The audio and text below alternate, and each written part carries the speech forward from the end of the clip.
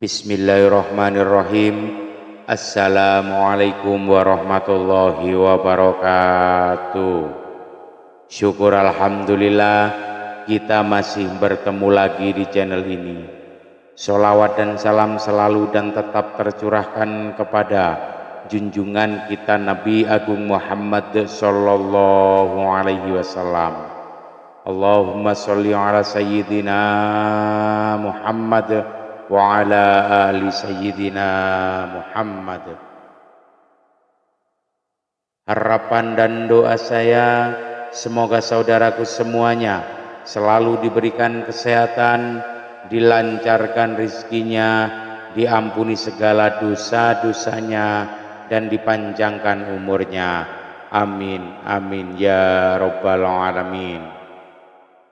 Sahabat beriman yang dirahmati Allah, haid atau menstruasi adalah bagian dari kodrat perempuan dan ketentuan Allah Subhanahu wa Ta'ala yang pasti ada manfaat dan hikmahnya bagi perempuan itu sendiri.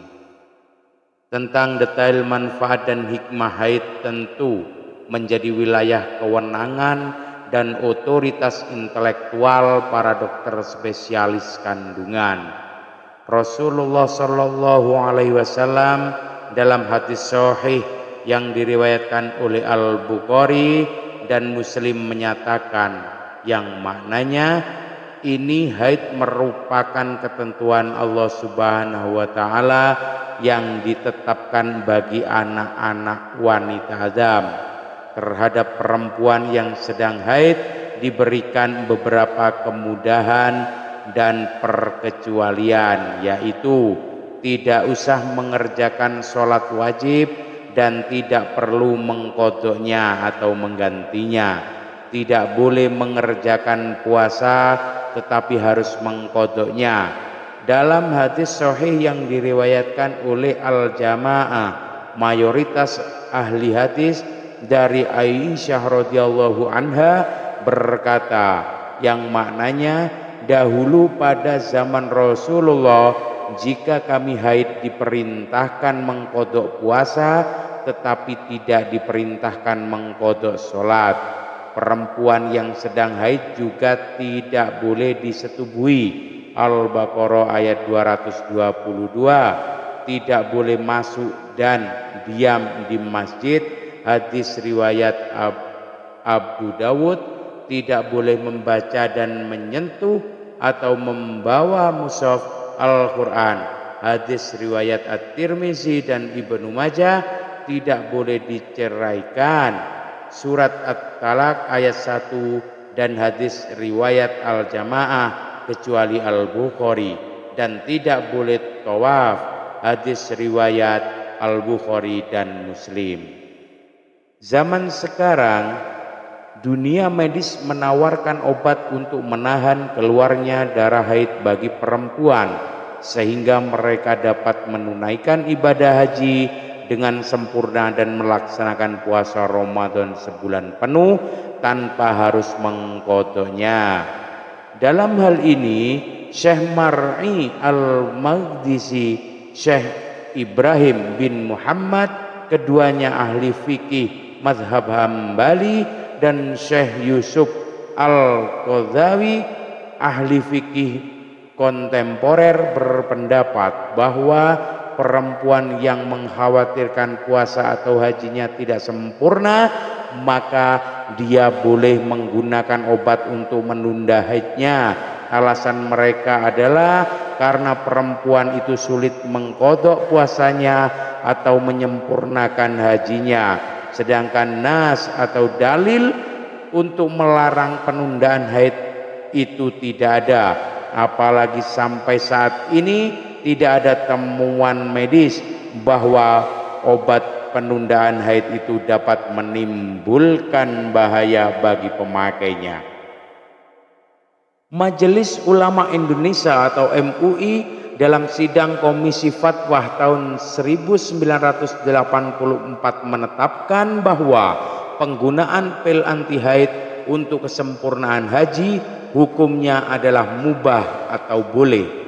Penggunaan pil anti haid dengan maksud agar dapat menyempurnakan puasa Ramadan sebulan penuh pada dasarnya makruh atau tidak disukai.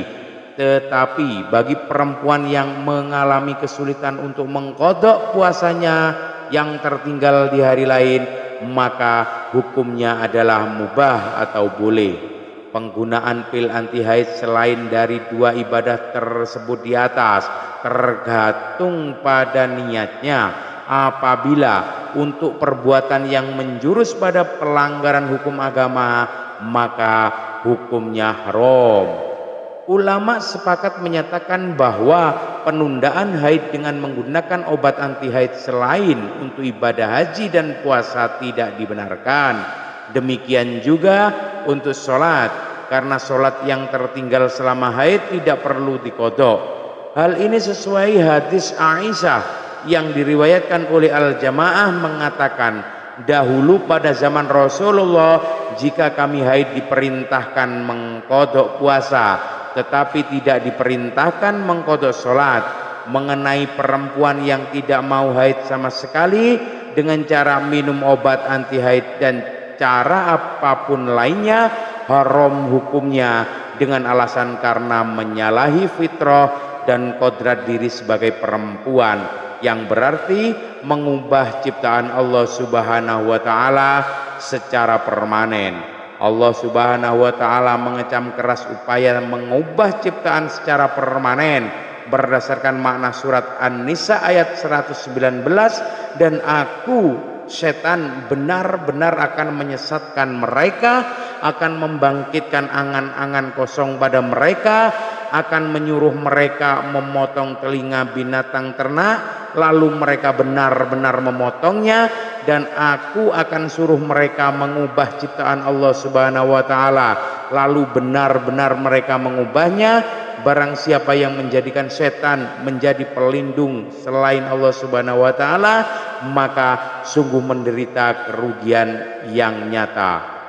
Walaupun belum diketahui apa sudah ada penelitian medis tentang bahaya perempuan yang menahan darah haidnya dalam waktu lama apa belum, tapi berdasar keyakinan bahwa pelanggaran terhadap fitrah itu pasti berakibat negatif dan membahayakan diri, maka penundaan haid secara permanen pasti berbahaya bagi kesehatan perempuan yang bersangkutan.